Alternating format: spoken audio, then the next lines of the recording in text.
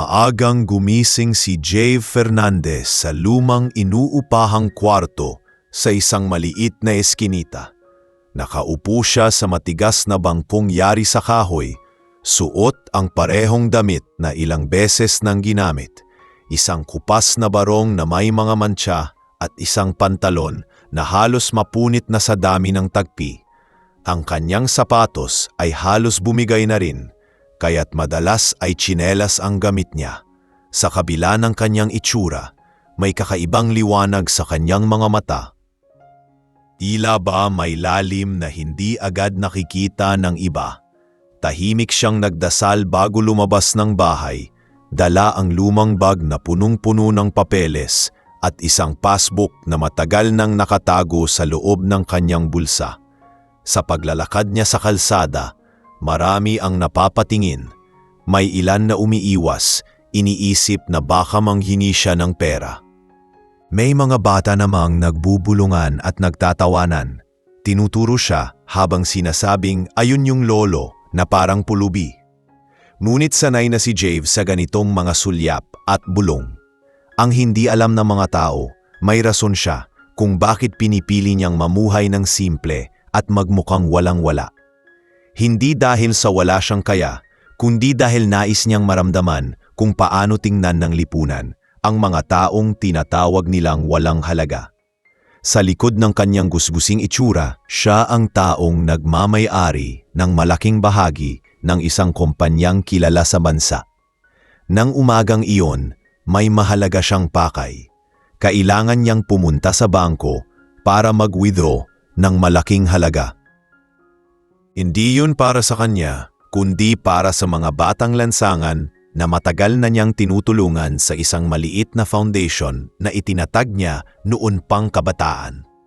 May plano siyang ipaayos ang isang lumang gusali na gagawing silungan ng mga bata, isang lugar kung saan sila pwedeng kumain, matulog at mag-aral. Matagal na niyang pangarap iyon at sa wakas ay maisa sa katuparan na. Ngunit para magawa, kailangan niyang makuha ang pera mula sa kanyang account. Habang papalapit siya sa malaking gusali ng bangko, hindi na iwasang huminto sandali si Jave at titigan ito. Malinis at makintab ang bawat pader. May guwardyang nakatayo sa pintuan at mga taong nakaayos ang pananamit na pumapasok at lumalabas. Huminga siya ng malalim at pumasok sa loob. Pagkapasok niya, agad siyang napansin ng ilang staff at kliyente. May mga sumulyap na may halong pagtataka at pangungutya. Ang ilan ay nagkibit-balikat lang, iniisip na baka isa lamang siyang pulubi na nagkataong nakapasok. Lumapit siya sa counter, dala ang passbook at maingat na inilapag ito sa harap ng teller. Gusto ko sanang mag-withdraw, mahinahong sabi niya. Ngunit imbes na asikasuhin agad, piningnan siya ng teller mula ulo hanggang paa. At mabilis na napakunot ang noo nito. Sir, sigurado po ba kayo na dito kayo dapat? Baka nagkamali kayo ng pinasukan. Hindi po ito para sa ganitong klase ng transaksyon. Malamig na tugon ng teller. Hindi agad sumagot si Jave. Bagkus ay inilapit lang ang passbook. Ngunit bago pa man ito hawakan ng teller, dumating ang isa pang staff na sumilip sa sitwasyon. Hay nako, baka pulubi lang yan. Paano naman magkakaroon ng account dito? Sabay tawa ng isa sa mga empleyado. Narinig ito ng ilang tao sa pila at nagsimulang magbulungan. May mga halatang naawa, pero mas marami ang tumingin kay Jave na para bang wala siyang karapatang nandoon. Ang gwardiya na nasa gilid ay lumapit na rin at nagtanong kung ano ang ginagawa niya roon. Pinilit ni Jave na magpaliwanag. May account po ako dito, kailangan ko lang mag-withdraw. Ngunit halata ang hindi paniniwala sa mga mukha ng staff. Sa halip na tuluman siya, tinaboy siya palabas. Sir, baka pwede na lang po kayong lumabas. Nakakaabala po kayo sa mga tunay na kliyente, mariing sabi ng gwardya sabay turo sa pinto. Naramdaman ni Jave ang kirot sa kanyang dibdib, hindi dahil sa pagtanggi, kundi dahil sa kawalan ng respeto. Pinagmasdan niya ang mga taong nakatingin at wala ni isa mang lumapit para ipagtanggol siya. Dahan-dahan siyang lumakad palabas, Dala ang bigat sa loob na muling nagpapaalala kung gaano kababa ang tingin ng lipunan sa mga taong mukhang walang-wala sa labas ng bangko. Naupo siya sa gilid ng hagdan at pinagmasdan ang passbook na hawak niya. Hindi niya maiwasang mapabuntong hininga. Sa kanyang isip, bumalik ang mga alaala ng kanyang nakaraan. Kung paano siya nagsimula sa wala. Kung paano niya pinaghirapan ang bawat sentimo. At kung paano ngayon, sa kabila ng lahat ng kanyang naabot, ay kaya pa rin siyang apihin dahil lamang sa kanyang itsura. Ngunit hindi niya pinabayaan ang sarili na magtatalo sa sakit. Alam niyang may mas malaking dahilan kung bakit nararanasan niya ang lahat ng ito. Ang hindi alam ng mga staff at kliyente sa loob, ang gusgusing matandang kanilang tinaboy, ay may hawak na kapangyarihang kayang baguhin ang kanilang mga buhay. Ang pangalan na nakasulat sa passbook na iyon ay hindi ordinaryo. Si Jave Fernandez, ang taong kanilang hinamak, ay siyang pinakamalaking investor ng mismong bangkong iyon. Ngunit sa ngayon, pinili muna niyang manahimik habang unti-unting iniipon ang lakas ng loob para bumalik at ipakita ang katotohanan. Pagkatapos ng nangyari sa bangko, nanatiling tahimik si Jave sa kanyang pagkakaupo sa labas ng gusali. Kita ang lungkot sa kanyang mukha, ngunit hindi siya nagpakita ng galit. Sa loob ng kanyang dibdib, mabigat ang pakiramdam dahil alam niyang hindi lang iyon simpleng pagtanggi sa isang transaksyon. Isa yung malinaw na larawan ng kung paano hinuhusgahan ng lipunan ang mga taong mukhang salat sa buhay. Habang nakayuko siya at mahigpit na hawak ang passbook, dumaan ang ilang tao sa kanyang tabi.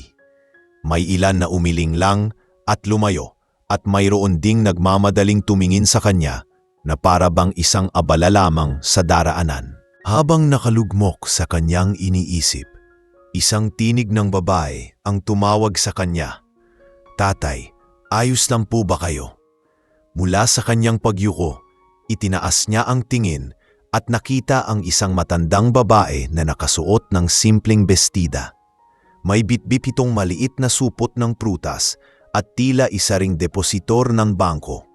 Lumapit ito at naupo sa tabi niya, dala ang malasakit sa kabila ng hindi pagkakakilala. "Narinig ko yung ginawa nila sa inyo sa loob. Nakakahiya ang asal nila," sabi ng babae na may lungkot sa tinig. Mumiti ng tipid si Jave at mahinahong sumagot, "Sanay na ako. Ganito talaga kapag nakikita nila ang anyo ng isang tao. Pero hindi nila alam ang totoo." Inilabas niya mula sa kanyang bulsa ang passbook at ipinakita sa babae. Napatitig ang matanda dito at halos mapaigil sa nakita. Halos hindi siya makapaniwala nang makita ang halagang nakatala sa pahina. "Naku, hindi ako nagkakamali. Milyones ang laman nito." Bulalas niya na may halong gulat at paghanga. Tumingin siya kay Jave na may tanong sa mga mata. "Bakit hindi mo sinabi sa kanila? Bakit mo hinayaan na ganunin ka?" Tahimik lang si Jave saglit bago sumagot. "Hindi ko kailangang ipakita sa kanila kung sino ako. Ang respeto ay dapat ibinibigay sa lahat ng tao, hindi lang sa may pera. Pero siguro, oras na rin para ipakita sa kanila ang aral." Kita sa mukha ng matandang babae ang pagkahabag at pagrespeto. Tinapik niya ang balikat ni Jave at sinabi, "Kung ganun, bumalik tayo sa loob. Hindi ko hahayaang maliitin kanila ulit." Sabay silang tumayo at bumalik sa pinto ng bangko. Pagpasok nila, napatingin agad ang mga staff. May mamamukhang nagulat na bumalik pa siya at may ilan namang nagkunwaring abala para lang hindi sila makasulyap. Ngunit bago pa man muling magsalita ang gwardya para hadlangan siya, mabilis na inilahad ng matandang babae ang passbook na hawak ni Jave. "Mga iho at iha, tingnan niyo ito. Bago pa kayo manghusga, alamin niyo muna ang katotohanan," mariin niyang sabi. Napatigil ang mga staff at napatingin sa passbook. Nang mabasa nila ang pangalan at ang halagang naalista, tila ba biglang nanlamig ang kanilang mga katawan. Ang gwardyang kanina lamang ay matapang na nagtutulak kay Jave palabas, ay hindi makatingin ng diretsyo. Ang teller na tumanggi sa kanya ay natigilan at namutla. Sa sandaling iyon, nag-iba ang ihip ng hangin sa loob ng bangko. Ang mga kliyenteng nakasaksi kanina ay nagsimulang magbulungan at may ilan pang naglabas ng kanilang cellphone para makunan ng video ang nangyayari. Unti-unti, ang simpleng insidente ay nagiging isang kwentong hindi na maitatago. Maingat na kinuha ng branch manager ang passbook mula sa kamay ng matandang babae. Sinilip niya ito at muntik nang mahulog sa kanyang mga kamay nang makita ang laki ng account. Agad niyang ibinalik at nagsimulang magpaliwanag, ngunit halatang nanginginig ang boses niya. "Pasensya na po, sir. Siguro po ay nagkaroon lang ng hindi pagkakaunawaan. Huwag po kayong mag-alala, aayusin po natin ang inyong transaksyon agad." Ngunit bago pa siya makapagsalita ng mas mahaba, lumapit si Jave at marahan lang na sumagot. "Hindi pera ang issue rito. Ang respeto ay para sa lahat, hindi lang para sa may kayang tulad ko." Ang buong lugar ay natahimik. Maging ang mga kliyente ay natameme sa narinig. Hindi makapaniwala ang lahat na ang gusgusing matanda na kanilang hinamak ay mayroong ganoong kalaking yaman. Ang ilang staff ay unti-unting napaluha, habang ang iba naman ay halos hindi makapagsalita. Ang gwardiya ay bahagyang nadatubili bago yumuko at humingi ng tawad. Ngunit sa kabila ng lahat, nanatiling kalmado si Jave. Hindi siya sumigaw, hindi siya nagtaas ng kamay. Sa halip, ipinakita niya ang uri ng dignidad na hindi nasusukat sa panlabas na anyo. Habang pinoproseso ang kanyang withdrawal, napatayo si Jave sa tabi ng matandang babaeng tumulong sa kanya. Sa kanyang isip, nagsisimula ng mabuo ang plano kung paano gagamitin ang pangyayaring ito. Alam niyang hindi ito matatapos dito. Ang totoo, ang insidente ay magsisilbing simula ng mas malaking pagbubunyag, ang pagbabalik ng kanyang pangalan at pagkakakilanlan sa harap ng publiko upang ipakita na ang tunay na yaman ay ang pusong marunong gumalang at umunawa, hindi ang kapal ng bulsa o kinang ng kasuotan. Matapos maproseso ang withdrawal ni Jave, nanatiling mabigat ang katahimikan sa loob ng bangko. Ang mga empleyado na kanina'y nagbibiro at nagtatawanan ay ngayoy hindi matatingin ng diretsyo sa kanya. Kahit ang branch manager ay halatang hindi mapakali, paulit-ulit na nagpapaliwanag na tila ba nais itama ang nadawang pagkakamali ng kanyang mga tauhan. Ngunit si Jave ay nanatiling kalmado, tahimik na pinagmamasdan ang paligid, na puno ng mga matang nakatuon sa kanya. Hindi niya hinangad ang eksenang iyon, ngunit alam niyang may dahilan kung bakit nangyari ang lahat. Sa isang sulok ng bangko, may isang kabataang kliyente na hawak ang kanyang cellphone at naunan ng video ang buong pangyayari mula sa pagtanggi kay Jave hanggang sa paglabas ng katotohanan. Mabilis itong ipinost sa social media at sa loob lamang ng ilang minuto nagsimulang kumalat ang video. Ang mga simpleng kuha ng isang matandang gusgusin na pinagtawanan at pinagtulakan palabas na bigla na lang natuklasang may milyon-milyong laman ng account ay naging laman ng feed ng libu-libong tao. Ang iba ay hindi makapaniwala, ang iba namay agad na nagalit sa naging asal ng mga empleyado. Nagsimula ng magbigay ng kani-kaniyang opinyon ang mga netizen at bago matapos ang araw, viral na ang insidente. Habang palabas na si Jave, kasama ang matandang babaeng tumulong sa kanya, may ilang nagtanong kung maaari ba silang kumuha ng litrato.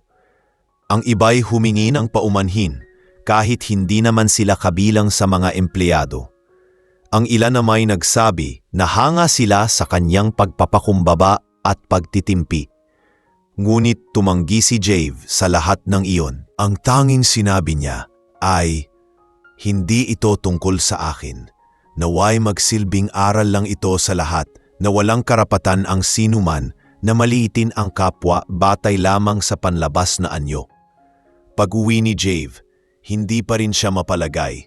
Pinag-isipan niyang mabuti ang lahat ng nangyari Alam niya na daraping ang oras na lalabas ang kanyang pagkakakilanlan, lalo na't kumakalat na ang video. At hindi nga siya nagkamali. Kinabukasan, isang reporter ang pumunta sa kanyang tinutuluyan. May hawak itong papel at ilang lumang dokumento. Ginoo, kayo po ba si Jave Fernandez? Ayon po sa aming nakalap, kayo ang pinakamalaking shareholder ng bangkong sangkot sa issue. Tama po ba iyon? Tanong ng reporter na halatang sabik sa sagot. Hindi na itinanggi ni Jave. Tahimik niyang tumango at mahinahong naglahad. Ako na si Jave Fernandez. Matagal ko nang hawak ang malaking porsyento ng bangkong iyon at ng ilang iba pang negosyo. Pero pinili kong mamuhay ng simple. Ang mga tao'y mabilis manghusga. Kung hindi ko ipapakita sa kanila ang tunay na larawan ng kahirapan, paano nila mauunawaan ang bigat ng diskriminasyon na dinaranas ng mahihirap araw-araw? Ang sagot niyang iyon ay agad na naging headline sa mga pahayagan at online articles. Sa mga sumunod na oras, lalong kumalat ang balita, hindi lamang sa bansa, kundi maging sa ilang banyagang media outlet na ilathala ang kwento ni Jave. Ang tinatawag nilang gusgusing matanda ay isa palang kilalang negosyante na matagal nang nagtago sa mata ng publiko. Ang mga empleyado ng bangko ay halos hindi makapaniwala sa sitwasyon. Ang ilan ay nagsimula ng tumawag sa kanilang pamilya, nag-aalala sa maaaring kahihinatnan ng kanilang trabaho. Ang branch manager ay halos hindi mapatulog sa kaba, iniisip kung ano ang magiging kapalit ng kanilang ginawa. Ngunit higit sa lahat, mas lalong nagulantang ang pamunuan ng mismong bangko nang makita ang pangalan ni Jave sa listahan ng pinakamalaking stockholders. Ang lalaking tinaboy at pinagtawanan ay siyang dahilan kung bakit nakatayo ang kanilang institusyon. Ang mga opisyal ng bangko ay agad na nagpadala ng sulat ng paghingi ng paumanhin at nagsimulang maghanda para sa isang espesyal na pagpupulong. Alam nilang hindi basta-basta ang kanilang nasaktan at higit pa roon, alam nilang kailangang matuto ang lahat mula sa pangyayaring iyon. Samantala, si Jave ay nanatiling tahimik. Hindi siya nagpakita ng kayabangan sa kabila ng pagbubunyag ng kanyang pagkakakilanlan. Sa halip, mas naging malinaw sa kanya ang misyon ng kanyang buhay. Ang ipakita sa mundo na ang tunay na halaga ng isang tao ay hindi nasusukat ng kanyang kasuotan, hindi ng kanyang pera, at hindi ng kanyang estado sa lipunan. Nais niyang gamitin ang pagkakataong iyon upang magturo, hindi para gumanti. Sa kanyang isip, ang insidenteng naganap sa bangko ay simula lamang ng mas malaking leksyon na kanyang ibabahagi sa lipunan. Sa mga sumunod na araw, matapos ang pagbubunyag ng kanyang tunay na pagkatao, patuloy na umingay ang balita tungkol kay Jave Fernandez. Halos lahat ng pahayagan at estasyon ng balita ay nagulat ng tungkol sa gusgusing matandang tinaboy sa bangko na isa palang bilyonaryong negosyante. Ang video ng insidente ay patuloy na kumalat at mas maraming tao ang nagbigay ng kanilang reaksyon. May mga pumuri sa kanyang pagpapakumbaba at pasensya, habang marami rin ang nagalit sa mga empleyado ng bangko. Ang pangalan ni Jave ay naging usap-usapan hindi lang sa kanilang lungsod, kundi maging sa iba't ibang bahagi ng bansa. Samantala, sa mismong bangko na pinuntahan ni Jave, nagsimula ng lumitaw ang tensyon sa hanay ng mga empleyado. Ang branch manager ay hindi malaman kung paano haharapin ang sitwasyon. Tinawag niya ang mga staff para sa isang pulong at mahigpit na sinabi, alam nyo na siguro kung anong nagawa nyo. Hindi lang simpleng pagkakamali ang nangyari, kundi malaking kahihiyan para sa bangko. Halos hindi makatingin sa kanya ang mga empleyado. Ang gwardiya na nagtulak kay Jave palabas ay tulala lang at walang masabi. Ang teller na unang tumanggi sa kanya ay umiiyak na sapagkat ramdam niya ang bigat ng kanilang kasalanan.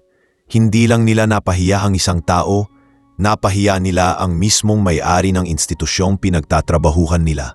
Sa mga oras na yon, nagpasya ang pamunuan ng bangko na magsagawa ng isang espesyal na pagpupulong kasama ang kanilang mga shareholders.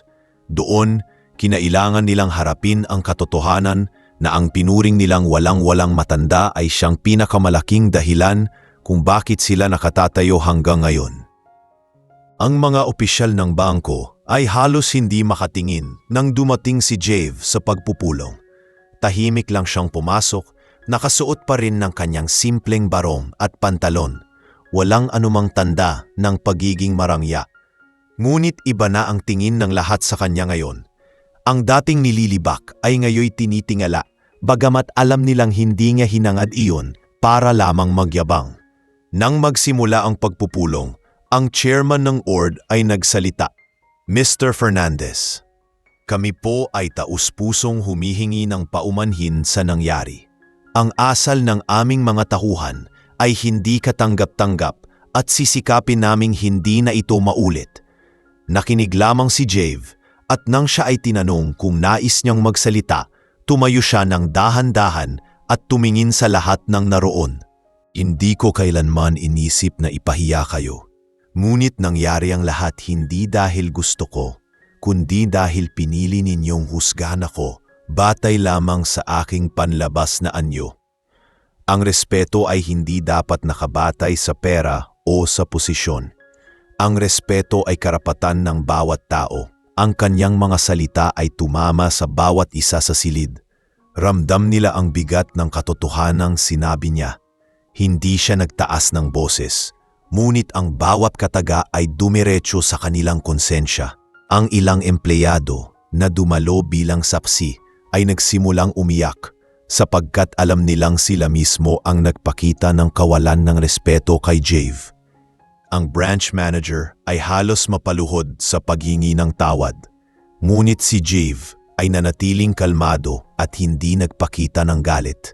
Ang kanyang tindig ay tila isang ama na nananaway sa mga anak na nagkamali, hindi upang ipahiya sila kundi upang itama ang kanilang landas. Pagkatapos ng pagpupulong, mabilis na kimalat ang balita tungkol sa naging pahayag ni Jave. Ang publiko ay lalo pang humanga sa kanya dahil hindi siya gumanti ng sama ng loob. Sa halip ay ginamit niya ang pagkakataon upang turuan ng leksyon ang lahat. Sa mga panayam na sumunod, ipinahayag niya na hindi siya titigil sa kanyang advokasya na ipaglaban ang dignidad ng bawat tao. Sinabi niya, kung paano ako trinato sa bangko ay refleksyon ng kung paano madalas tratuhin ang mga mahihirap.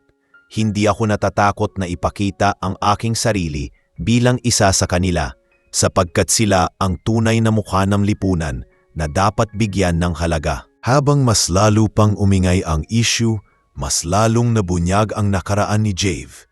Nalaman ng publiko na dati siyang isang matagumpay na negosyante na nagdesisyong isantabi ang marangyang pamumuhay upang tumulong sa mahihirap. Ang kanyang foundation para sa mga batang lansangan ay isa sa mga dahilan kung bakit marami ang nakapag-aral at nagkaroon ng tahanan. Unti-unting lumitaw ang kabuuan ng kanyang kwento at mas lalong naging inspirasyon ito para sa mga tao. Marami ang nagsabi na sila'y natamaan dahil may mga pagkakataong sila man ay mabilis manghusga ng kapwa. Ang simpleng insidente sa bangko ay naging simbolo ng mas malaking leksyon na walang tao ang may karapatang maliitin ang iba.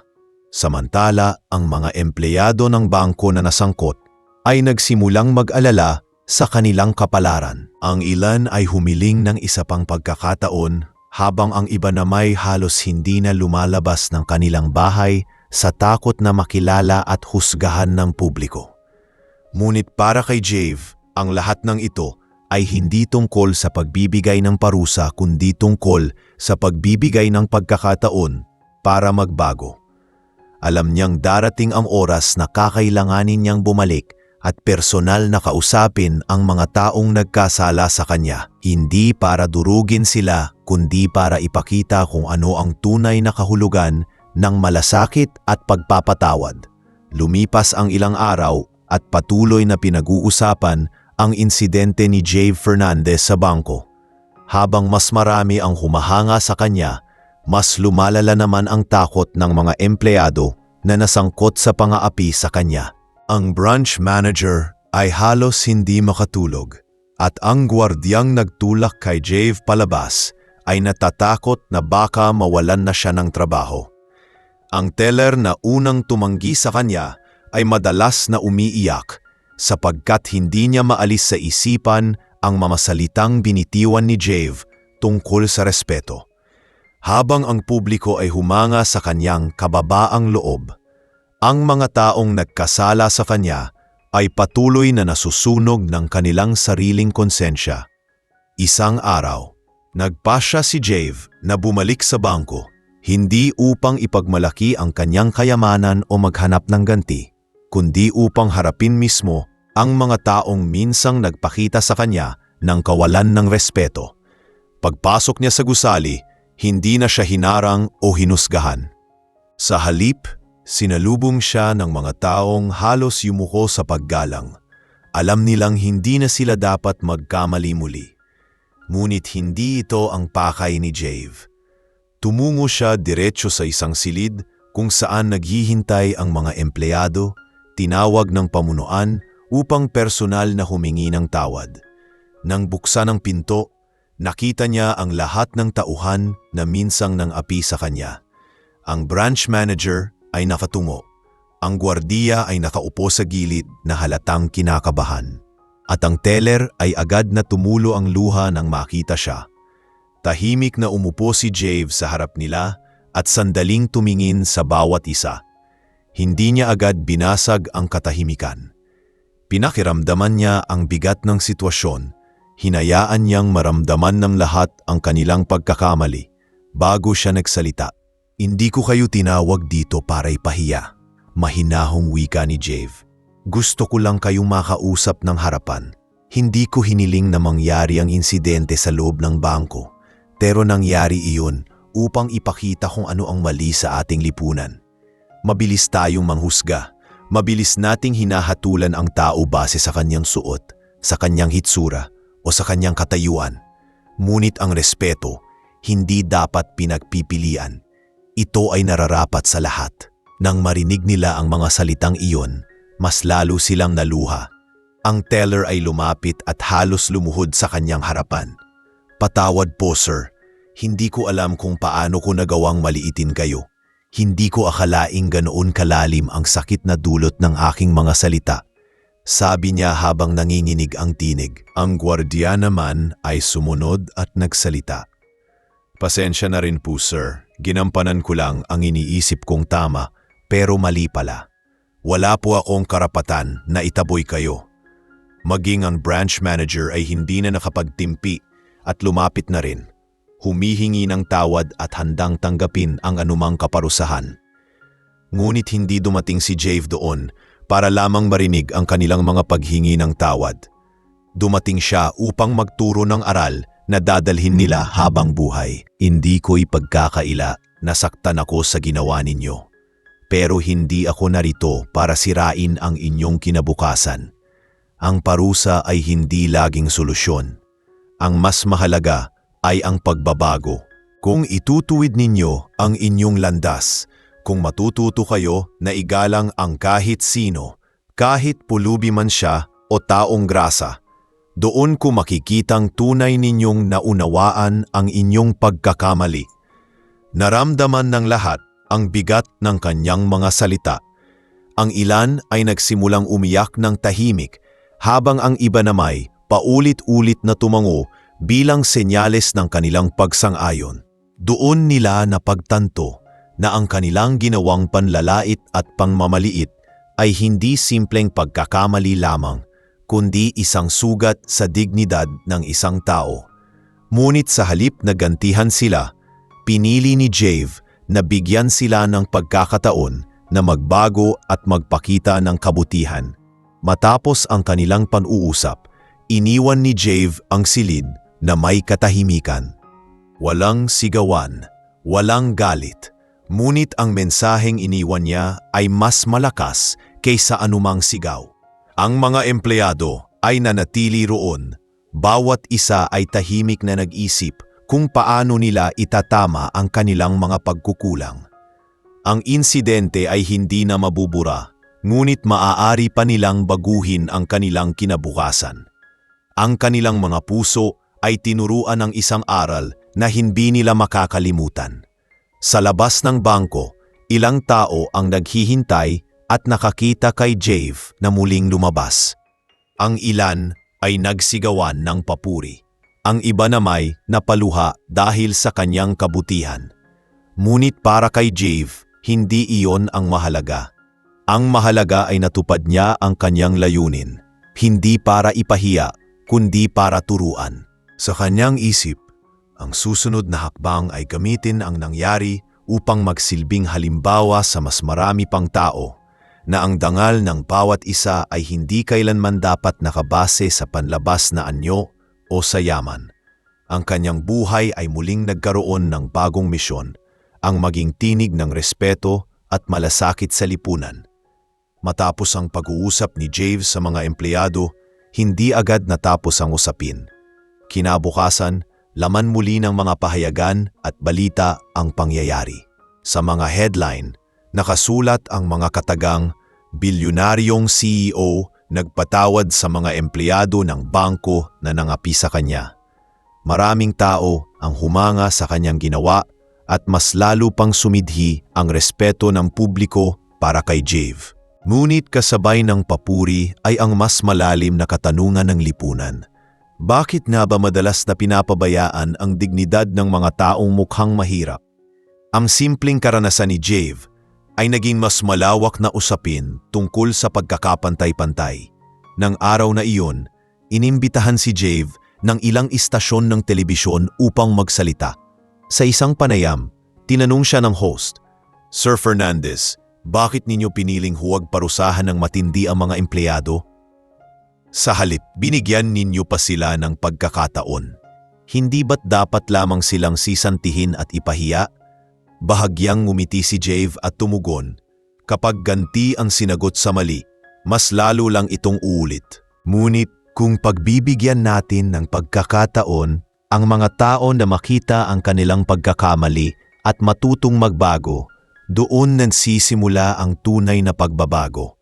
Ang bawat isa sa atin ay may kahinaan at ang respeto ay hindi dapat mawala kahit kanino." Ang kanyang mga salita ay muling umalingaw-ngaw at marami ang nagsabing tinamaan sila. May mga ordinaryong mamamayan na nagkomento na minsan din nilang minamaliit ang mga taong nasa lansangan o mukhang walang-wala. May mga negosyante ring nagsabi na magbabago sila ng patakaran sa kanilang mga establishmento upang siguraduhin na ang lahat ng tao itatanggapin ng may dignidad. Unti-unti, ang simpleng karanasan sa bangko ay nagbunga ng mas malawak na pagbabago sa pananaw ng lipunan. Samantala, sa mismong bangko, mas lalo pang lumalim ang epekto ng pangyayari.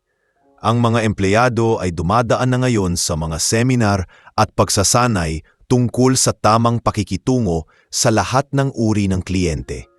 Ipinatupad ng pamunuan ang bagong patakaran na walang sinuman ang dapat husgahan batay sa kanyang anyo. Ang mga kliyente sa tuwing pumapasok ay ramdam ang mas magaan at mas magalang na serbisyo. Ngunit sa likod nito, ang mga empleyado na mismong nagkasala kay Jave ay patuloy na nagdadala ng bigat ng kanilang konsensya. Alam nilang hindi sila basta nakagawa ng pagkakamali sa trabaho. Nakasakit sila ng isang taong hindi nila alam ay nagbigay na pala ng napakalaking tulong sa lipunan. Isang araw, muling bumisita si Jave sa kanyang foundation. Doon, sinalubong siya ng mga batang lansangan na kanyang tinutulungan. May ilan na nag-aral na, may ilan namang nagsisimula palang matutong bumasa at sumulat. Masayang yumakap ang mga bata sa kanya. Tinatawag siyang Lolo Jave. Sa gitna ng kanilang tawanan at mamakwento, napaisip si Jave na lahat ng kanyang ginagawa ay hindi para sa kanyang pangalan, kundi para sa kinabukasan ng mga batang ito. Ang kanyang pera ay walang halaga kung hindi ito magagamit para magbigay ng pag-asa sa mga walang-wala. Habang pinagmamasdan niya ang mga batang naglalaro, naalala niya ang mga salitang binitiwan niya sa bangko. Ang dangal ng tao ay hindi nasusukat sa kanyang kasuotan. Doon niya lalo pang naunawaan ang lalim ng kanyang misyon. Hindi sapat na ipakita niya sa lipunan ang kanyang halimbawa. Kailangang magpatuloy siya sa pagtuturo at pagbibigay inspirasyon upang mas marami pang tao ang matuto ng tunay na kahulugan ng respeto. Ang kanyang karanasan ay nagsilbing mitsa, ngunit siya mismo ang dapat mag-alaga ng apoy upang hindi ito mamatay. Samantala, ang video ng kanyang panayam sa telebisyon ay umani ng milyon-milyong views. Ang kanyang mga salita ay ginawang mga quote na kumalat sa social media. Ang respeto ay karapatan ng lahat. Ang tunay na yaman ay ang pusong marunong umunawa. Ang mga ito ay ginamit sa mga paaralan, opisina, at maging sa mga seminar tungkol sa pagpapakatao. Hindi na lamang siya isang bilyonaryong kilala sa kanyang yaman, kundi isang lider na nagbigay diin sa halaga ng malasakit at paggalang. Sa mga sumunod na linggo, natanggap ni Jave ang imbitasyon mula sa iba't ibang unibersidad at organisasyon upang magsalita. Tinanggap niya ito hindi para magpasikat, kundi upang patuloy na magbahagi ng aral. Sa kanyang mga talumpati, madalas niyang ikwento ang insidente sa bangko, ngunit hindi bilang kwento ng kanyang tagumpay laban sa mga nangapi sa kanya. Bagkus, inilahad niya ito bilang kwento ng pagbibigay ng pagkakataon ng pagpapatawad at ng pagkilala sa kahalagahan ng bawat isa. Habang mas marami ang nakikinig sa kanya, mas lumalalim ang epekto ng kanyang simpleng mensahe. May mga guro na nagsabing gagamitin nila ito upang turuan ang kanilang mga estudyante na huwag maliitin ang sinuman. May mga magulang na nagpasalamat dahil naituro niya ang aral na dapat nilang ipamana sa kanilang mga anak. At may mga empleyado mula sa iba't ibang kumpanya na nagsabing nagbago ang kanilang pananaw matapos mapanood ang kanyang kwento. Sa kabila ng lahat, nanatiling simple ang pamumuhay ni Jave. Hindi siya nagbago ng pananamit o naging marangya. Sa halip, mas pinili niyang manatiling totoo sa kanyang sarili. Alam niyang ang kanyang anyo ay hindi kailanman magiging hadlang sa kanyang misyon. At habang mas lalo pang dumadami ang taong humahanga at sumusunod sa kanyang halimbawa, mas lalo rin niyang nararamdaman na ang insidente sa bangko ay hindi isang kahihiyan, kundi isang biyaya na nagbigay daan upang maiparating sa lahat ang tunay na mensahe ng respeto at malasakit. Matapos ang pag-uusap ni Jave sa mga empleyado, hindi agad natapos ang usapin. Kinabukasan, laman muli ng mga pahayagan at balita ang pangyayari. Sa mga headline, nakasulat ang mga katagang, bilyonaryong CEO nagpatawad sa mga empleyado ng bangko na nang-api sa kanya. Maraming tao ang humanga sa kanyang ginawa at mas lalo pang sumidhi ang respeto ng publiko para kay Jave. Ngunit kasabay ng papuri ay ang mas malalim na katanungan ng lipunan. Bakit nga ba madalas na pinapabayaan ang dignidad ng mga taong mukhang mahirap? Ang simpleng karanasan ni Jave ay naging mas malawak na usapin tungkol sa pagkakapantay-pantay. Nang araw na iyon, inimbitahan si Jave ng ilang estasyon ng telebisyon upang magsalita. Sa isang panayam, tinanong siya ng host, "Sir Fernandez, bakit ninyo piniling huwag parusahan ng matindi ang mga empleyado? Sa halip, binigyan ninyo pa sila ng pagkakataon. Hindi ba't dapat lamang silang sisantihin at ipahiya?" Bahagyang ngumiti si Jave at tumugon, "Kapag ganti ang sinagot sa mali, mas lalo lang itong uulit. Ngunit kung pagbibigyan natin ng pagkakataon ang mga tao na makita ang kanilang pagkakamali at matutong magbago, doon nagsisimula ang tunay na pagbabago. Ang bawat isa sa atin ay may kahinaan at ang respeto ay hindi dapat mawala kahit kanino." Ang kanyang mga salita ay muling umalingaw-ngaw at marami ang nagsabing tinamaan sila. May mga ordinaryong mamamayan na nagkomento na minsan di nilang minamaliit ang mga taong nasa lansangan o mukhang walang-wala. May mga negosyante ring nagsabi na magbabago sila ng patakaran sa kanilang mga establishmento upang siguraduhin na ang lahat ng tao ay tatanggapin ng may dignidad. Unti-unti, ang simpleng karanasan sa bangko ay nagbunga ng mas malawak na pagbabago sa pananaw ng lipunan. Samantala, sa mismong bangko, mas lalo pang lumalim ang epekto ng pangyayari. Ang mga empleyado ay dumadaan na ngayon sa mga seminar at pagsasanay tungkol sa tamang pakikitungo sa lahat ng uri ng kliyente. Ipinatupad ng pamunuan ang bagong patakaran na walang sinuman ang dapat husgahan batay sa kanyang anyo. Ang mga kliyente sa tuwing pumapasok ay ramdam ang mas magaan at mas magalang na serbisyo. Ngunit sa likod nito, ang mga empleyado na mismong nagkasala kay Jave ay patuloy na nagdadala ng bigat ng kanilang konsensya. Alam nilang hindi sila basta nakagawa ng pagkakamali sa trabaho. Nakasakit sila ng isang taong hindi nila alam ay nagbigay na pala ng napakalaking tulong sa lipunan. Isang araw, muling bumisita si Jave sa kanyang foundation. Doon, sinalubong siya ng mga batang lansangan na kanyang tinutulungan. May ilan na nag-aral na, may ilan namang nagsisimula palang matutong bumasa at sumulat.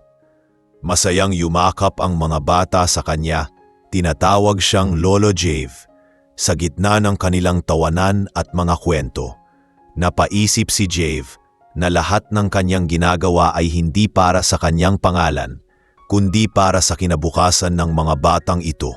Ang kanyang pera ay walang halaga kung hindi ito magagamit para magbigay ng pag-asa sa mga walang-wala. Habang pinagmamasdan niya ang mga batang naglalaro, naalala niya ang mga salitang binitiwan niya sa bangko. Ang dangal ng tao ay hindi nasusukat sa kanyang kasuotan. Doon niya lalo pang naunawaan ang lalim ng kanyang misyon. Hindi sapat na ipakita niya sa lipunan ang kanyang halimbawa. Kailangang magpatuloy siya sa pagtuturo at pagbibigay inspirasyon upang mas marami pang tao ang matuto ng tunay na kahulugan ng respeto. Ang kanyang karanasan ay nagsilbing mitya, ngunit siya mismo ang dapat mag-alaga ng apoy upang hindi ito mamatay.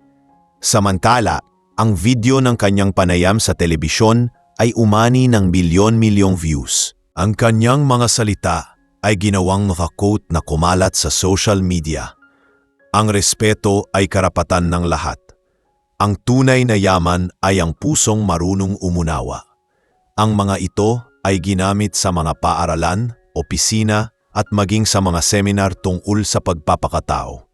Hindi na lamang siya isang bilyonaryong kilala sa kanyang yaman, kundi isang lider na nagbigay diin sa halaga ng malasakit at paggalang.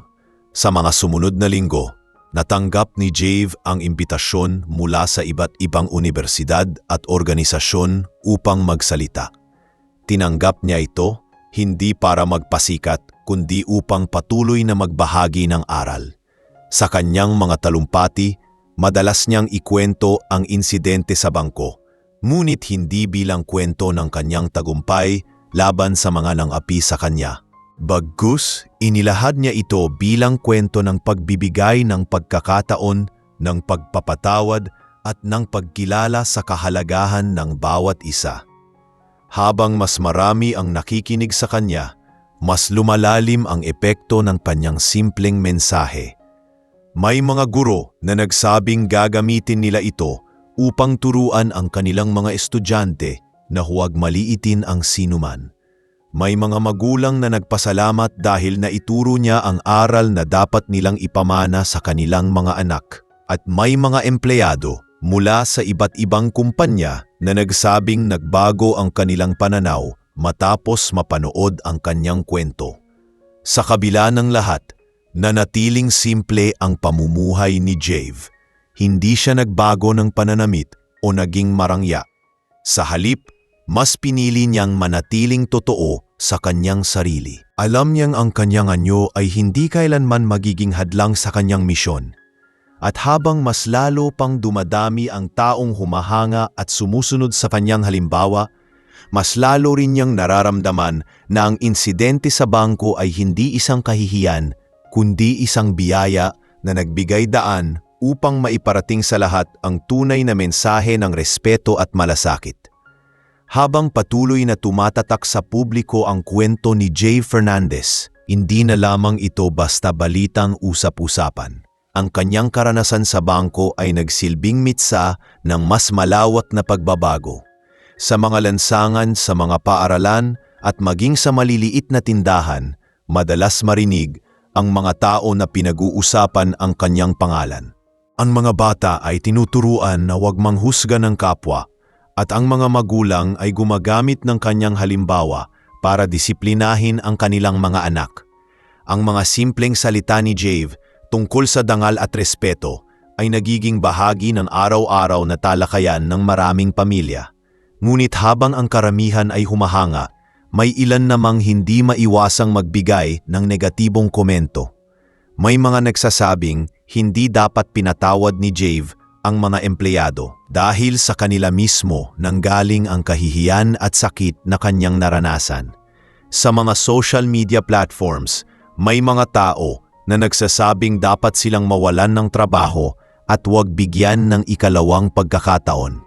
Ngunit pinili ni Jave na huwag pumatol sa ganitong mga usapin. Sa halip, nanindigan siya sa kanyang pananaw na ang kapatawaran at pagkakataong magbago ang siyang pinakamahalaga. Alam niyang kung paiiralin niya ang galit, mas lalo lamang siyang magiging katulad ng mga taong mabilis humusga.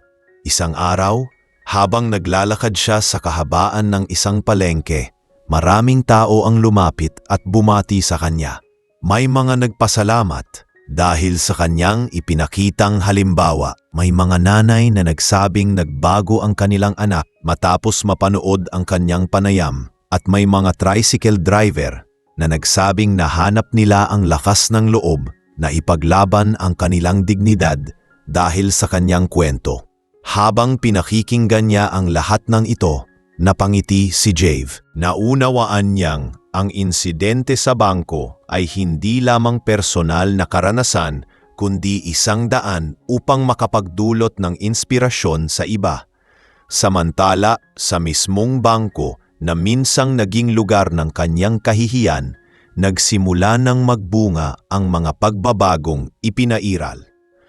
Ang mga empleyado ay dumaan sa masusing pagsasanay, hindi lamang sa teknikal na aspeto ng kanilang trabaho, kundi lalo na sa pakikitungo sa kliyente.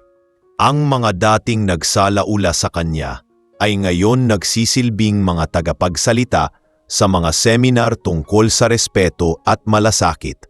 Sa tuwing kinukwento nila ang insidente, halata sa kanilang boses ang bigat ng pagkakamali, ngunit kasabay nito ang taos-pusong pagbabago. Mula sa pagiging halimbawa ng pang-aapi, sila ngayon ay naging halimbawa ng pagkilala sa dignidad ng bawat isa. Habang pinagmamasdan ni Jave ang mga pagbabagong nagaganap, mas lalo siyang lumalim sa kanyang mga plano.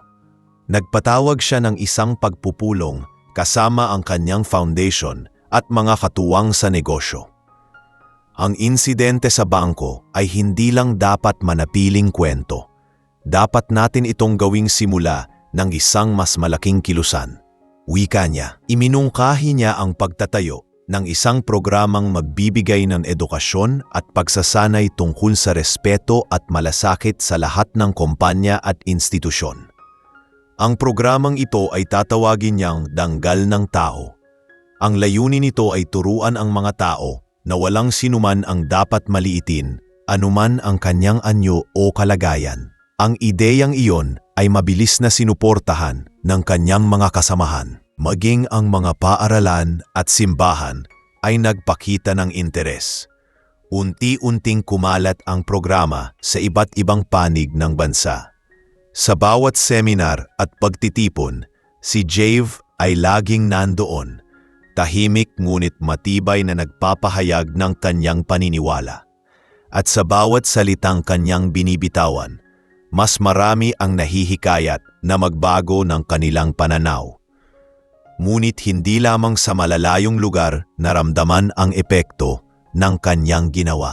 Maging ang mismong mga empleyado na minsang nagkasala sa kanya ay nagsimilang magbago ng kanilang pamumuhay. Ang teller na minsang humamak sa kanya ay ngayon kilala na bilang isa sa pinakamagagalang na tauhan sa kanilang sangay.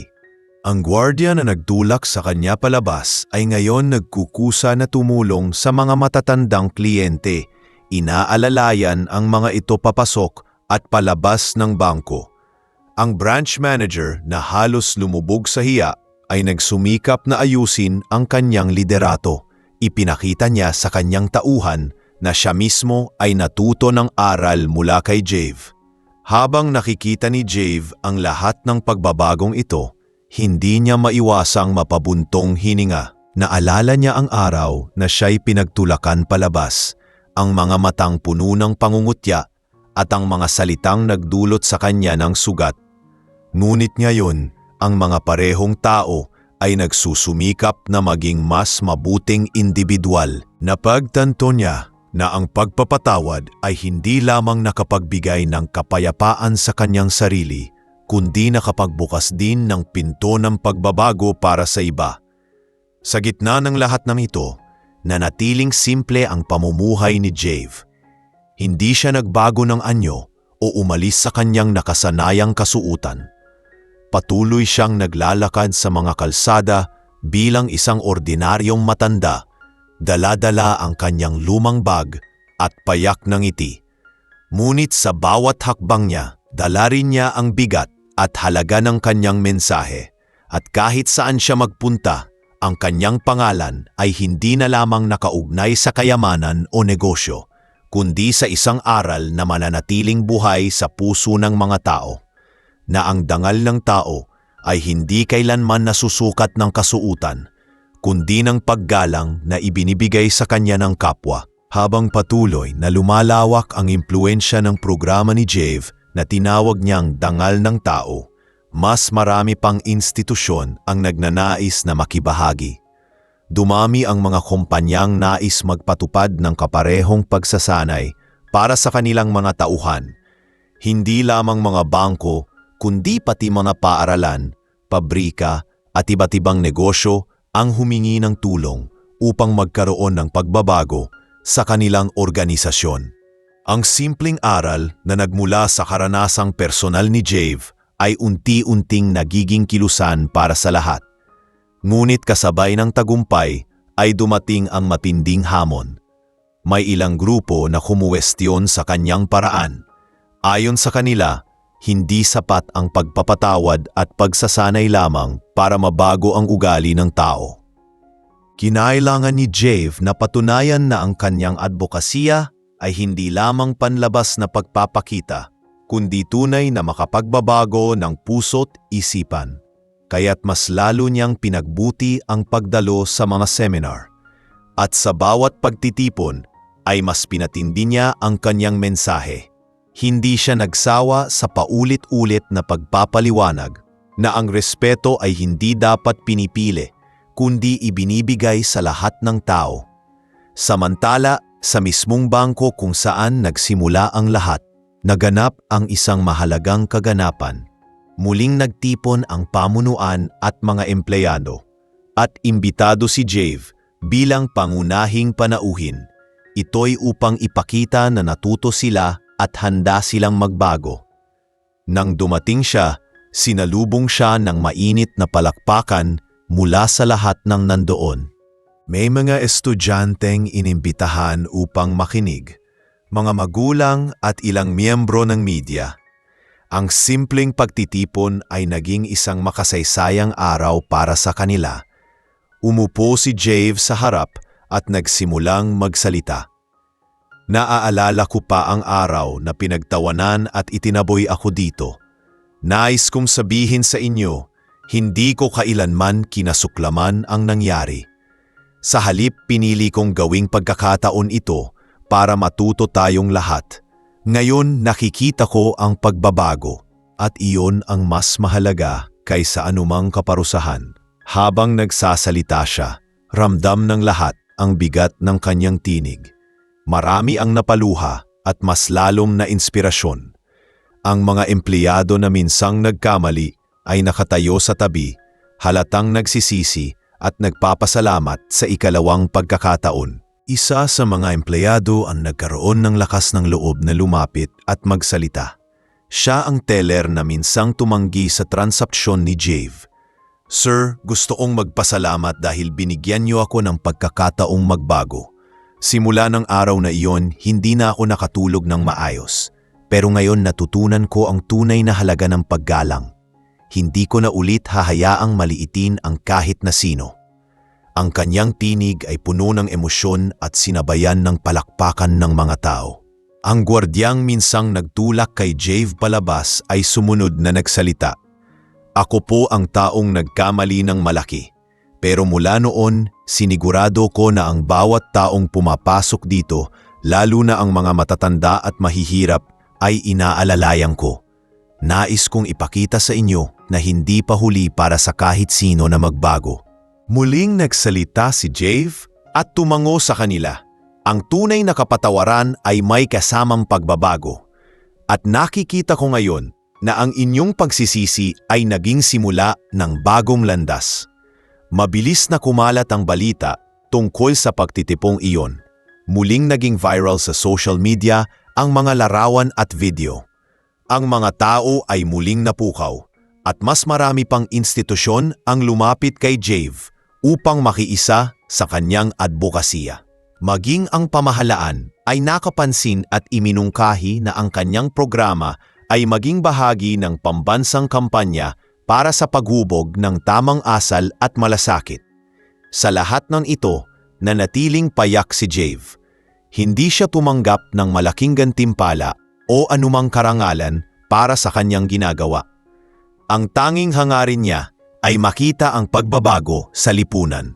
Sa bawat pag-uwi niya sa kanyang maliit na silid, pinagmamasdan niya ang passbook na minsang naging dahilan ng lahat.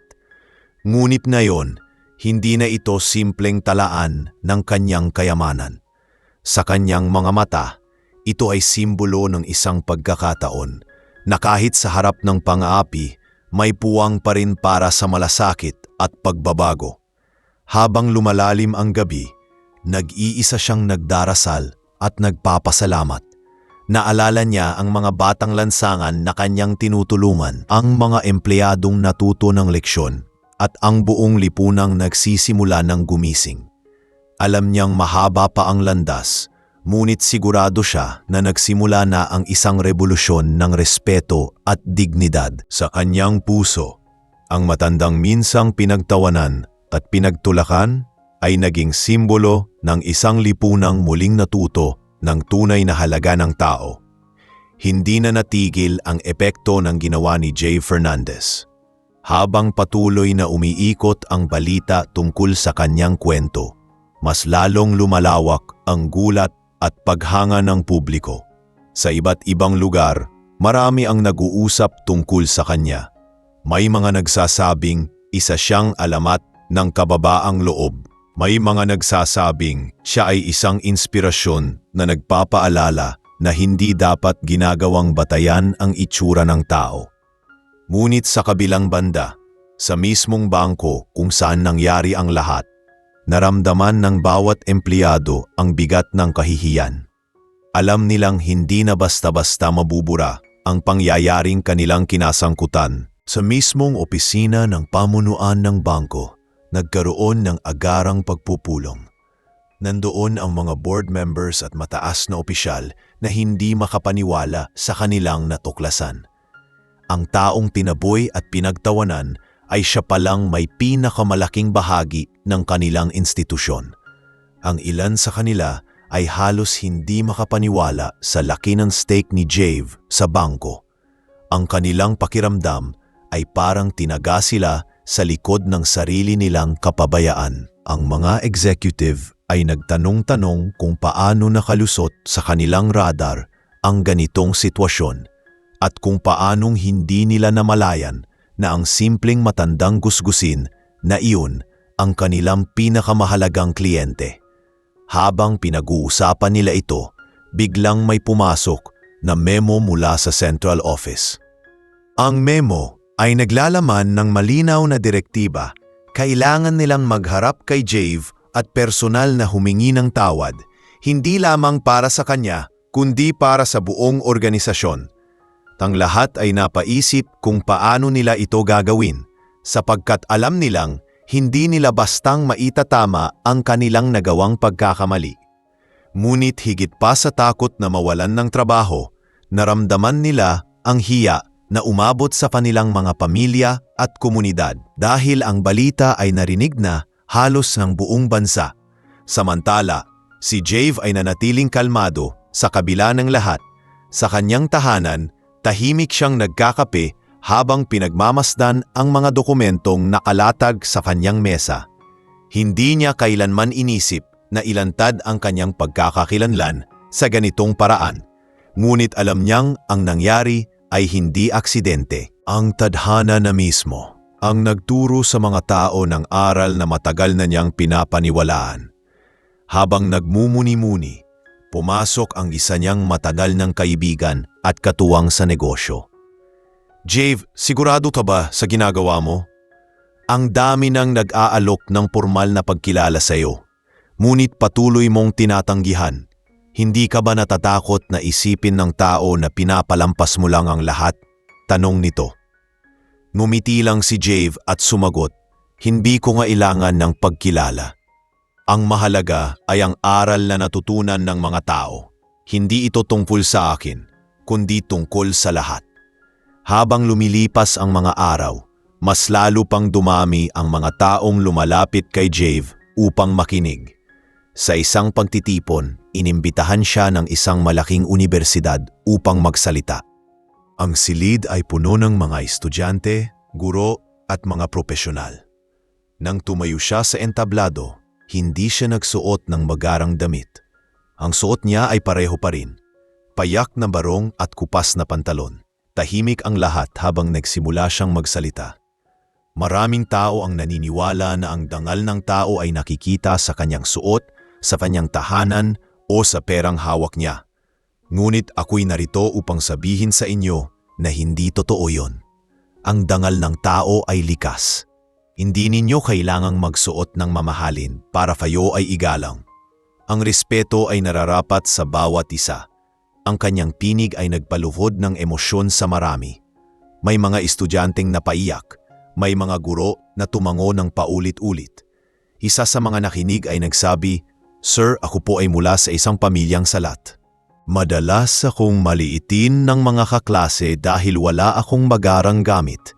Ngunit dahil sa inyo, natutunan kong hindi ako dapat mahiya."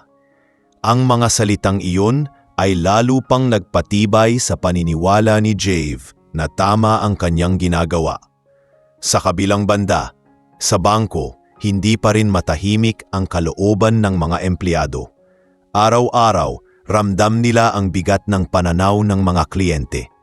May mga pumapasok na bumubulong, ito ba yung branch na nang api sa matanda? May ilan pang kliyente na nagkukwento na minsan din silang nakaranas ng malamig na pagtrato. Ang mga empleyado ay halos hindi na makapagsalita at ang kanilang branch manager ay halos mawalan ng kumpiyansa. Ang dating bangkong puno ng sigla ay tila naging lugar ng hiya at pangaral. Sa wakas, dumating ang araw na kinatakutan nila. Pumalik si Jave sa bangko, ngunit hindi na bilang gusgusing matanda na kanilang tinaboy, kundi bilang isa sa pinakamahalagang tao sa kanilang organisasyon. Tahimik na pumasok si Jave at agad na natigil ang lahat ng kilos ng mga empleyado. Ang branch manager ay mabilis na lumapit, halos nakayuo sa paghingi ng tawad. Ang mga teller ay nakatayo at halatang naiiyak. At ang gwardiya na minsan siyang tinulak palabas ay halos hindi makatingin sa kanya. Ang katahimikan ng sandaling iyon ay tila mabigat na mabigat at alam ng lahat na iyon na ang sandali ng kanilang tunay na pagsubok. Si Jave ay tumayo sa gitna at nagsalita ng marahan, ngunit malinaw at may bigat. Hindi ko kayo muling binalikan upang ipahiya, bumalik ako upang makita kung tunay na nagbago kayo. Ang bawat salita niya ay bumaon sa kanilang puso, at ang mga susunod niyang gagawin ay magbibigay ng desisyon kung sila nga ba ay karapat-dapat sa ikalawang pagkakataon. Tahimik ang buong bangko nang pumasok si Jave at magsimulang magsalita. Ang bawat empleyado ay nakatayo, tila ba naghihintay ng hatol. Ang kanilang mga mata ay puno ng kaba at pagsisisi. Ang mga kliyente na nasa loob ng gusali ay hindi rin kumibo at halatang sabik silang masaksihan ang mangyayari. Ang presensya ni Jave ay hindi nagdadala ng takot, kundi ng isang bigat na hindi nila maipaliwanag. Lahat ay nakikinig at bawat salita niya ay parang pumapasok diretsyo sa kanilang mga puso. Ang respeto, panimula ni Jave, ay hindi lamang ibinibigay sa taong may kayamanan o kapangyarihan. Ito'y nararapat para sa lahat, mahirap man o mayaman, bata man o matanda. Ngunit sa aking karanasan dito, nakita ko kung gaano kabilis mawala ang respeto sa isang tao kapag akala natin siya'y walang halaga. Ang tanong ko ngayon, nagbago na ba kayo? Ang kanyang tinig ay hindi mataas, ngunit puno ng bigat at paninindigan. Ramdam ng lahat ang katahimikan at tensyon sa bawat segundo. Unang nagsalita ang branch manager. "Sir, kami po ay lubos na humihingi ng tawad. Hindi sapat ang mga salita para maipaliwanag ang aming pagkakamali. Simula ng araw na iyon, nagpatupad kami ng mga pagbabago. Hindi na lamang sa serbisyong teknikal, kundi sa pagtrato sa bawat kliyente. Alam naming hindi sapat ang mga seminar, kaya't sinisikap naming ipakita sa araw-araw na kaya naming magbago." Umango lamang si Jave, ngunit hindi agad nagsalita. Sumunod ang teller na minsang tumanggi sa kanya. Ang kanyang tinig ay nanginginig habang nagsalita. "Sir, halos gabi-gabi po akong umiiyak sa pag-alala sa mga sinabi ko sa inyo noon. Pero simula po nang patawarin ninyo kami, ipinangako ko sa sarili ko na kahit sino ang lumapit sa akin, pulubi man o naka-Amerikana, ay tatanggapin ko ng may paggalang. Hindi ko na uulitin ang pagkakamaling iyon."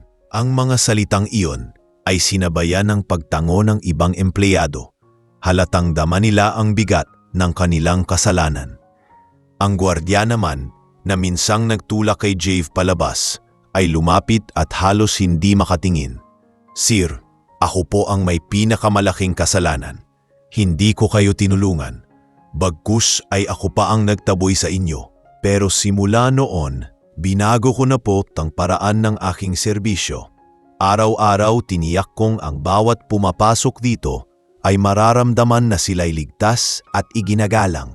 Hindi ko po hahayaan na mauulit pa ang aking nagawa." Muli, tumingin si Jave sa lahat at kita ang pamumula ng kanilang mga mata, tanda ng taus-pusong pagsisisi. Sa halip na maglabas ng galit, marahan siyang ngumiti. "Hindi ako bumalik dito para magpataw ng parusa. Bumalik ako upang makita kung kaya pa ninyong baguhin ang inyong sarili. Ang tunay na parusa ay hindi mula sa akin, kundi mula sa inyong konsensya. Ngunit kung tunay ang sinasabi ninyo, makikita ko sa inyong mga kilos, hindi lamang sa inyong mga salita." Tumahimik ang lahat at doon naramdaman nila na may pag-asa pa para sa kanilang pagbabago. Pagkatapos ng pag-uusap na iyon, inatasan ni Jave ang pamunuan ng bangko na ipatupad ang mga pagbabago sa lahat ng sangay, hindi lamang sa isang lugar. "Kung nais ninyong patunayan ang inyong sinseridad, gawin ninyo itong aral para sa lahat ng empleyado ng bangko. Walang sino man ang dapat tratuhing mababa. Kung ako ay inyong pinahiya, paano pa kaya ang mga ordinaryong taong walang boses?" Ang kanyang utos ay malinaw at hindi mapapawalang bisa. Ang mga opisyal ay sumang-ayon agad, alam nilang tama siya. Kinabukasan, lumabas sa balita ang tungkol sa kanyang pagbabalik sa bangko. Ang mga headlines ay nagsasabing, Jave Fernandez, nagpatawad ngunit nagbigay ng babala. Maraming tao ang muling humanga sa kanya. Sa mga social media, kumalat ang mga larawan ng mga empleyado na nakikinig kay Jave na para bang sila ay nasa isang klase at si Jave ang guro. Ang mga netizen ay muling natuwa dahil sa halip na maghiganti, ang matandang gusgusin na minsan nilang pinagtawanan ay mas piniling magturo. Sa mga araw na sumunod, unti-unti ring nakita ni Jave ang pagbabago. Kapag bumibisita siya sa bangko, ramdam niya ang magalang na pakikitungo, hindi lamang sa kanya, kundi sa lahat ng pumapasok. Minsan, nakita niya ang gwardiya na alalayan ang isang matandang babae papasok. At nakita rin niya ang teller na magiliw na kinakausap ang isang batang nagdedeposito ng kanyang ipon.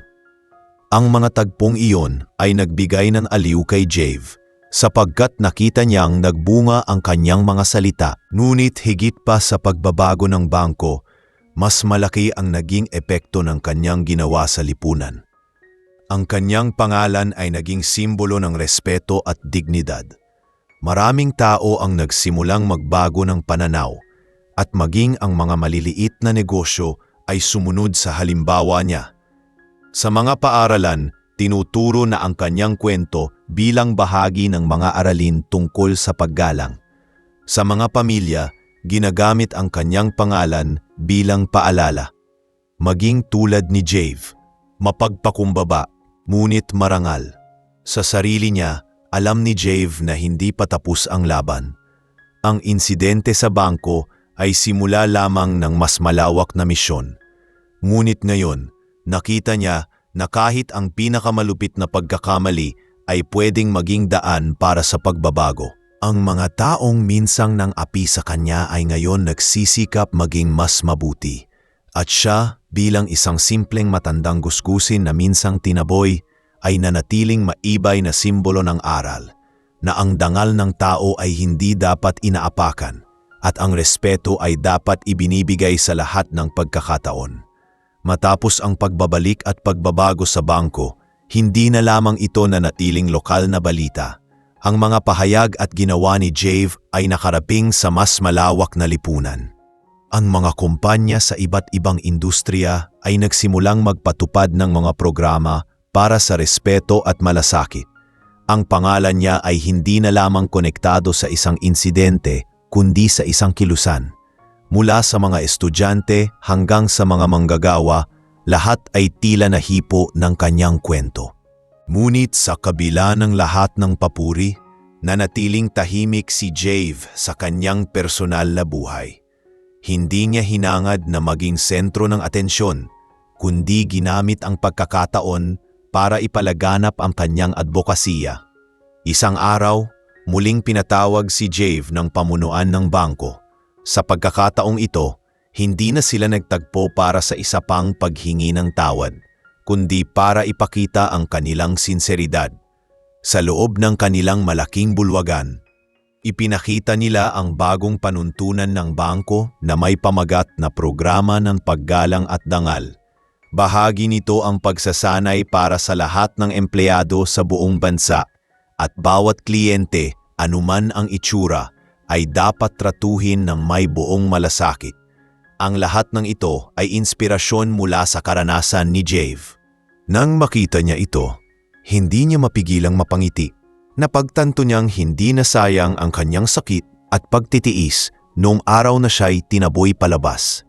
Ngunit hindi lahat ay agad na naniwala. May mga taong nagsabing ginagawa lamang ito ng bangko para muling makuha ang tiwala ng publiko. May mga kritiko ring nagsasabing masyado raw pinupuri si Jave at ginagamit siya bilang simbolo para lamang sa imahe ng kumpanya. Ngunit para kay Jave, hindi na mahalaga ang mga sinasabi ng iba. Ang mahalaga ay may mga taong natututo at may mga buhay na naaapektuhan ng positibo, kaya't nagpasya siyang tanggapin ang kanilang hakbang bilang isang panimula. Ngunit pinaalalahanan niya rin sila, huwag ninyong gawing palabas lamang ito. Ang tunay na pagbabago ay hindi sa dokumento, kundi sa araw-araw na gawa. Habang nagpapatuloy ang kilusan, mas lalo pang nakilala si Jave. May mga pagkakataong dumadayo ang mga tao sa kanyang foundation para lamang makausap siya at humingi ng payo. Isang estudyante ang lumapit at nagsabi, "Lolo Jave, ako po ay madalas na minamaliit sa eskwela dahil wala akong mamahaling gamit.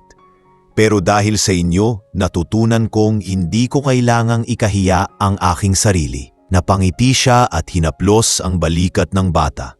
"Tandaan mo, anak, hindi kasuotan o pera ang batayan ng dangal. Huwag mong hayaang apihin ka at huwag ka ring mangapi." Samantala sa bangko, nakita ni Jave ang mas malinaw na pagbabago. Sa kanyang muling pagbisita, hindi na siya nakaramdam ng pangungutya o malamig na tingin. Sa halip, mainit siyang sinalubong ng lahat, maging ng mga kliyente. Ang gwardyang minsan siyang itinulak palabas ay siya pang unang bumati at inalalayan siya. Ang teller na nagmalupit noon ay may dalang maliit na regalo bilang tanda ng paghingi ng tawad. Ang branch manager naman ay nagpakita ng bagong sigla na para bang binuhay muli ng pagkakataong maituwid ang kanyang pagkakamali. Lahat ng ito ay nagpatunay na mayroong puwang para sa tunay na pagbabago. Ngunit sa gitna ng lahat ng ito, nanatiling mapagpakumbaba si Jave. Hindi niya ipinakita na siya'y nakahihigit. Hindi niya ipinagyabang ang kanyang kayamanan o ang kanyang posisyong bilang pinakamalaking shareholder. Sa halip, mas pinili niyang manatili sa kanyang simple at tahimik na pamumuhay. Kapag siya'y lumalabas, madalas pa rin siyang makita ng mga tao na nakasuot ng kanyang lumang barong at pantalon, dala ang kanyang lumang bag. Sa tuwing may magtatanong kung bakit hindi siya nag-aayos tulad ng ibang negosyante, lagi niyang sagot, "Dito ako tunay na malaya, at sa ganitong anyo, nakikita ko ang tunay na ugali ng tao." Habang mas lalo pang lumalawak ang kilusan ng respeto at malasakit, napagtanto ni Jave na ang kanyang laban ay hindi lamang laban para sa kanyang sarili, kundi laban para sa buong lipunan. Ang kanyang karanasan ay nagsilbing salamin ng isang katotohanan na matagal nang hindi napapansin, na ang mga taong mukhang mahirap o walang-wala ay madalas hindi binibigyan ng halaga. Ngunit ngayon, dahil sa kanyang tapang at pagpapatawad, nagsimulang gumising ang marami. Sa bawat hakbang na kanyang ginagawa, mas lalo niyang nararamdaman na ang kanyang misyon ay may kabuluhan. At bagaman siya'y matanda na, alam niyang ang mga aral na kanyang iniwan ay mananatili sa puso ng mga tao, mas matibay kaysa anumang yaman na maaari niyang maipamana. Sa mga linggong lumipas, mas lalo pang lumalim ang epekto ng ginawa ni Jave Fernandez sa lipunan. Ang kanyang pangalan ay hindi na lamang konektado sa isang bangko, kundi sa mismong ideya ng dignidad at respeto. Maraming paaralan ang nagsimulang gumamit ng kanyang karanasan bilang halimbawa sa mga aralin tungkol sa pagpapakatao at paggalang. May mga guro na nagtuturo sa kanilang klase ng kwento ni Jave upang ipakita na ang pagpatakumbaba ay mas makapangyarihan kaysa anumang posisyon o kayamanan. Sa mga simbahan, binabanggit din ang kanyang pangalan bilang halimbawa ng isang taong marunong magpatawad at magpakita ng malasakit. Sa kabila ng lahat ng papuri, nanatiling payak si Jave sa kanyang pamumuhay. Hindi niya pinayagan na lamunin siya ng mga parangal at imbitasyon mula sa iba't ibang organisasyon. Kapag may tumatawag upang ibigay ang isang award, madalas niyang sabihin, "Hindi ko kailangan ng tropeyo. Ang tunay na gantimpala ay makita ang pagbabago sa lipunan." Ngunit kahit tumatanggi siya, patuloy pa rin siyang inaanyayahan sapagkat ramdam ng lahat na ang kanyang presensya ay may kakaibang bigat. Hindi siya nagsasalita para sa sarili, kundi para sa mga tinig na madalas hindi pinapakinggan. Samantala, sa bangko kung saan nagsimula ang lahat, nagbago na ang kultura. Hindi na ito ang lugar kung saan ang mga mahihirap ay itinuturing na istorbo. Sa bawat pagpasok ng isang kliyente, anuman ang kanyang hitsura, ay agad na pinakikitunguhan ng may galang. Ang mga dating nagkasala kay Jave ay mas nagsikap pang maging huwaran. Ang teller na minsang ng api ay ngayon kilala bilang isa sa pinakamasikaso at pinakapinagkakatiwalaang empleyado. Ang gwardiya ay naging kilala sa kanyang malasakit. Laging nakahanda upang tulungan ang mga matatanda at mga may kapansanan. Ang branch manager naman ay nagsumikap na ipatupad ang mga aral na kanyang natutunan, kaya't naging inspirasyon siya sa kanyang mga tauhan. Isang araw, muling bumisita si Jave sa bangko, ngunit sa pagkakataong ito, hindi na siya nagdala ng passbook o anumang dokumento. Dumating siya upang magbigay ng maikling pananalita para sa lahat ng empleyado. Nang makita siya ng mga tao, agad silang nagbigay galang. Tumayo siya sa gitna ng bulwagan at nagsabi, "Marami na ang nagbago mula ng araw na iyon. Ngunit nais kong ipaalala na ang pagbabago ay hindi natatapos sa isang buwan o taon. Ang respeto ay dapat araw-araw na isinasabuhay. Walang silbi ang mga seminar at dokumento kung hindi ninyo ito isinasapuso. Ang dangal ng tao ay dapat igalang sa lahat ng oras, hindi lamang kapag may nakakakita." Tahimik ang lahat habang nakikinig at marami ang napaluha sa kanyang mga salita.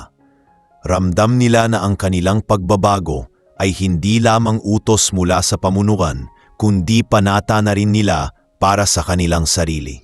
Alam nilang ang kanilang mga kilos ay hindi lamang nagre-representa ng kanilang trabaho, kundi ng kanilang pagkatao.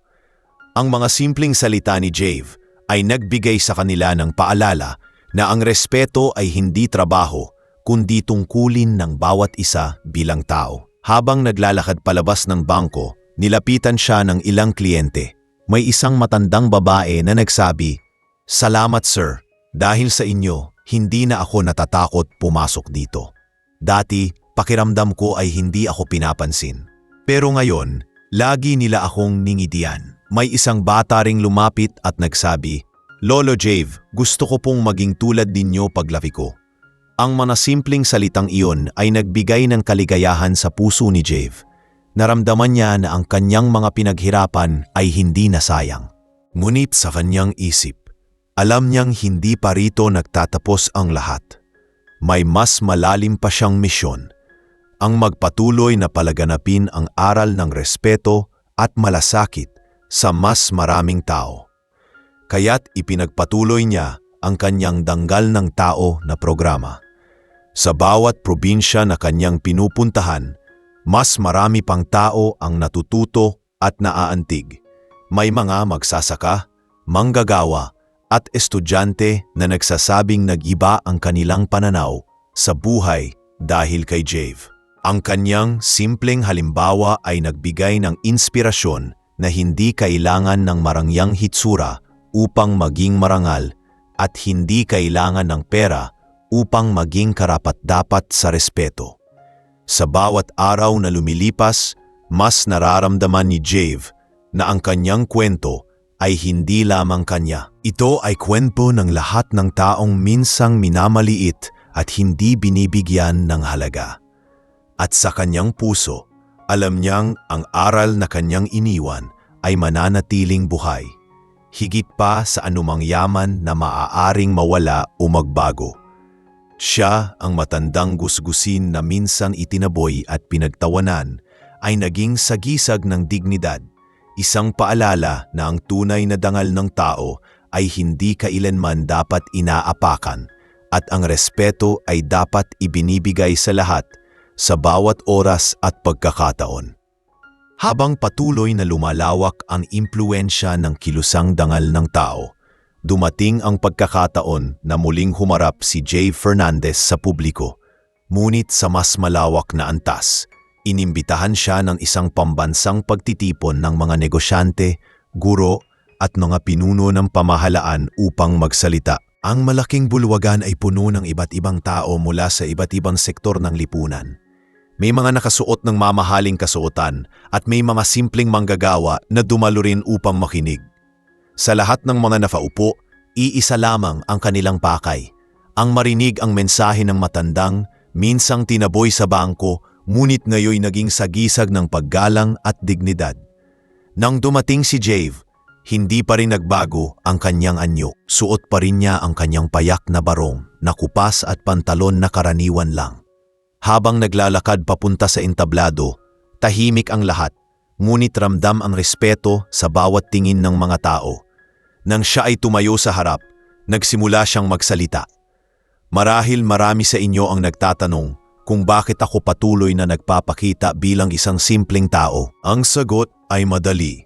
Gusto kong ipakita na hindi kailanman magiging batayan ng dangal ang kasuotan o anyo. Ang tunay na dangal ay nasa loob, sa puso at sa asal ng bawat isa. Ang kanyang mga salita ay tumagos sa mga nakikinig. Maraming negosyante ang napayuko na para bang napaisip kung paano nila tinatrato ang kanilang mga empleyado. May mga guro na napaluha. Naalala nila ang mga estudyanteng minamaliit dahil sa kahirapan.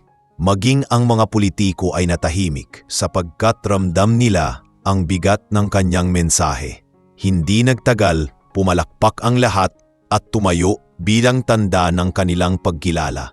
Ngunit si Jave ay hindi nagpakita ng kayabangan. Sa halip, itinuloy niya ang kanyang pahayag. Kung nais ninyong magtagumpay bilang tao, hindi sapat na magtagumpay sa negosyo o sa politika. Ang tunay na tagumpay ay kapag natutunan ninyong igalang ang lahat, anuman ang kanilang kalagayan. Pagkatapos ng pagtitipon, kumalat muli sa buong bansa ang kanyang mga sinabi. Ang media ay nagulat ng kanyang pananalita at ginamit ang kanyang mga salita bilang pamagat ng mga artikulo. Sa social media, kumalat ang mga larawan niya na nakangiti at nakataas ang kamay na tila ba nag-aanyaya ng pagkakaisa. Sa mga paaralan, ginamit muli ang kanyang talumpati bilang aralin.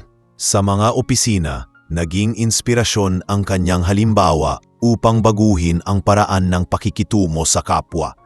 At sa mga tahanan, ginamit ng mga magulang ang kanyang pangalan bilang paalala sa kanilang mga anak. Samantala, sa bangko kung saan nagsimula ang lahat, mas lalo pang tumibay ang pagbabago. Ang mga empleyado ay nagsilbing buhay na saksi sa leksyong iniwan ni Jave. Ang teller na minsang tumanggi sa kanya ay ngayon kilalang kilala na dahil sa kanyang malasakit sa mga kliyente. Ang gwardiya ay naging huwaran ng tamang pagtrato at ang branch manager ay nagsilbing inspirasyon sa kanyang mga tauhan. Ang mismong bangko ay naging simbolo ng pagbabagong nagsimula sa isang pagkakamali, ngunit nauwi sa mas mataas na antas ng malasakit at respeto. Ngunit higit sa lahat, si Jave ay hindi tumigil sa kanyang misyon. Patuloy siyang nagpunta sa iba't ibang probinsya upang palaganapin ang kanyang programa. May mga pagkakataon na naglalakad siya kasama ang mga batang lansangan na kanyang tinutulungan, at ang mga tao'y namamangha na ang isang bilyonaryo ay handang umupo sa kalsada at makipaglaro sa mga bata. Ngunit para kay Jave, iyon ang kanyang tunay na kaligayahan. Ang makita ang ngiti ng mga batang minsang walang pag-asa, ang makausap ang mga taong minsang minamaliit, at ang maging inspirasyon sa mga taong nawala na ng tiwala sa kanilang sarili. Sa kanyang pagtanda, hindi niya naramdaman ang panghihina ng kanyang espiritu. Bagkus, mas lalo siyang lumakas sa kanyang misyon.